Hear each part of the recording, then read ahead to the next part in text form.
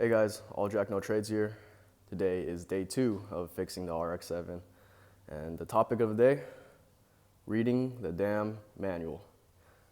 So again, I don't know anything about cars. All I know is to look at expensive things that I can't afford. But this right here, it gives you a general overview of how a car works. I don't know that many people who have opened up an owner's manual, but the people who have written them, they make an effort to help the general population understand what's going on, how to operate, open up the hood, how to use the radio, the AC, all the stuff that makes a car comfortable when you're using it. But more importantly, it also goes over maintenance stuff, checking engine oil level, checking coolant level, all this stuff. This is a pulley system. Really important. I learned that this is basically how an engine works for a rotary. Right here, checking automatic transmission fuel, fluid level, my bad. Checking power steering, fluid level, lubricants, other fluids. Now I'm guessing that since this car's been sitting here for quite a few years, we gotta like top off all these fluids, change the battery. But yeah, this is a general gist of the owner's manual right here. And some other things I learned about the car. We got my notes right here. The first gen RX7 was from 1978 to 1985. Series 1 was known as the SA22C. Series 2 was known as the FB. Oh, come on, get this exposure right. There you go.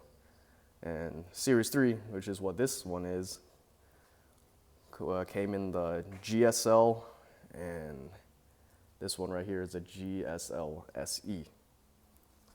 This has a 13B engine, which is fuel injected. I still don't know what that means. All I know is that it doesn't have a carburetor, which in the 12A engine, it has like a big disc thing right here. And I guess that the fuel injection is a substitute for what the carburetor does. Now, aside from that, and the manual, other things that I've been reading is the workshop manual. This was suggested on Reddit for you to understand more about the RX7. So it goes over general maintenance, engine lubrication. I'll put a link in the description for you guys to read this. Fuel and emissions, clutch, manual transmission. And the rest right here, they go over way more details than the owner's manual about all this.